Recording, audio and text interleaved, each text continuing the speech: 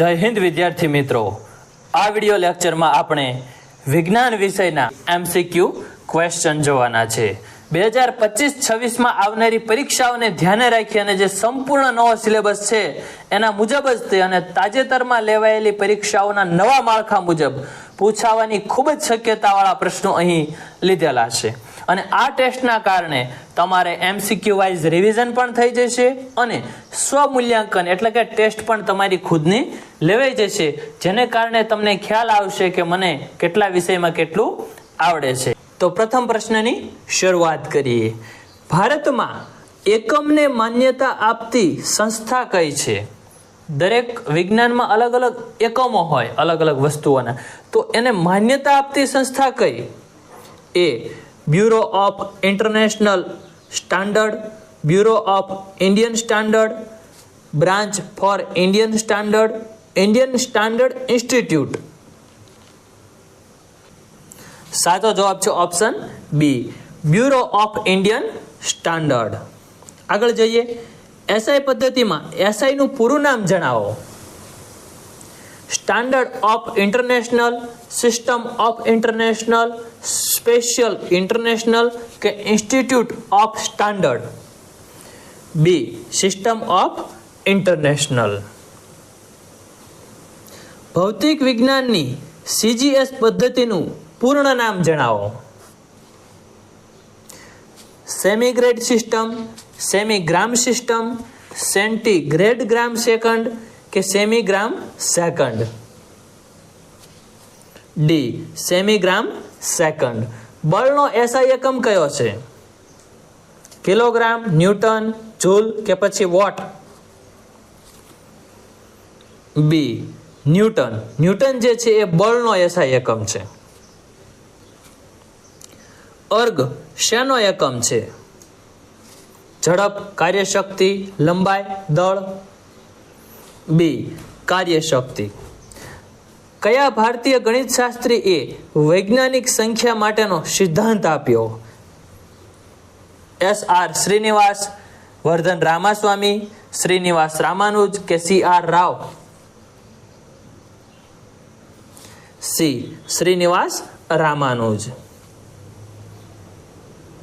એક nautical mile એટલે કેટલા કિલોમીટર? હજી ટૂંક સમય પહેલા જ તે PSI ની એક્ઝામ જઈ એમાં આવા જે એકમો છે ને બહુ પૂછી લીધા કે આ આટલું તો આ કેટલું એમ. તો એક નોટિકલ માઇલ એટલે 2.58, 1.85, 1.35 કે પછી 1.53? બી, 1.85. વિદ્યુત ધારા માટેનો SI એકમ કયો છે? એમ્પિયર, ઓહમ, વોટ કે પછી કેલ્વિન? સાચો જવાબ છે ઓપ્શન એ, વિદ્યુત ધારા એટલે વિદ્યુત પ્રવાહ માટેનો SI એકમ એમ્પિયર. એનો આપણે જો સંજ્ઞા કહીએ તો એ છે. ઓહમ છે તો એની સંજ્ઞા આવી કંઈક છે, વિદ્યુત અવરોધનો એકમ છે. અને જે વોટ છે એ વિદ્યુત પાવરનો એકમ છે. હર્ટ્ઝ શેનો એકમ છે? આવૃત્તિ, ઝડપ, દ્રવ્યનો જથ્થો કે પછી વિદ્યુત સ્થિતિમાન? એ આવૃત્તિ. એનો સંજ્ઞા છે એપ છે. આવૃત્તિને ફ્રીક્વન્સી કહેવાય ઇંગ્લિશમાં, એટલે કે એની એપ છે, આવી સંજ્ઞા છે. આગળ જઈએ. દબાણનો SI એકમ કયો છે? Joule, kilo cubic metre, radian કે પછી પાસ્કલ? ડી, પાસ્કલ એ દબાણનો SI એકમ છે. પ્રકાશના તરંગો કયા માધ્યમમાંથી પસાર થઈ શકે છે? હવા, પાણી, શૂન્ય પ્રકાશ કે ઉપરોક્ત તમામ? તો પ્રકાશના તરંગો તમામ જગ્યાએથી પસાર થઈ શકે, ઓપ્શન ડી. શૂન્ય અવકાશમાં પ્રકાશના કિરણની ઝડપ કેટલી? તો 1 સેકન્ડે 3 લાખ કિલોમીટર. વિદ્યુત ચુંબકીય તરંગોની અવધારણા કયા વૈજ્ઞાનિકે આપી હતી? Electromagnetic. James Maxwell, Max Planck, Albert Einstein અને માઇકલ ફેરાડે? એ જેમ્સ મેક્સવેલ. તરંગ લંબાઈ દર્શાવવા માટે કયો એકમ વપરાય છે? એમિક્રોન, સિગ્મા, લેમ્બડા કે ડેલ્ટા? સાચો જવાબ છે સી, લેમ્ડા. આ બધી અવસ્થાઓ છે અને આ બધા એકમો છે, સિગ્મા, ડેલ્ટા, પછી આલ્ફા. બેક્ટેરિયાનો નાશ કરવા માટે કયા કિરણોનો ઉપયોગ કરવામાં આવે છે? ઇન્ફ્રારેડ, અલ્ટ્રાવાયોલેટ, ગામા કે પછી રેડિયો? બી, અલ્ટ્રાવાયોલેટ કિરણો. કયા માધ્યમમાં ધ્વનિ તરંગોનો વેગ સૌથી વધુ હોય છે?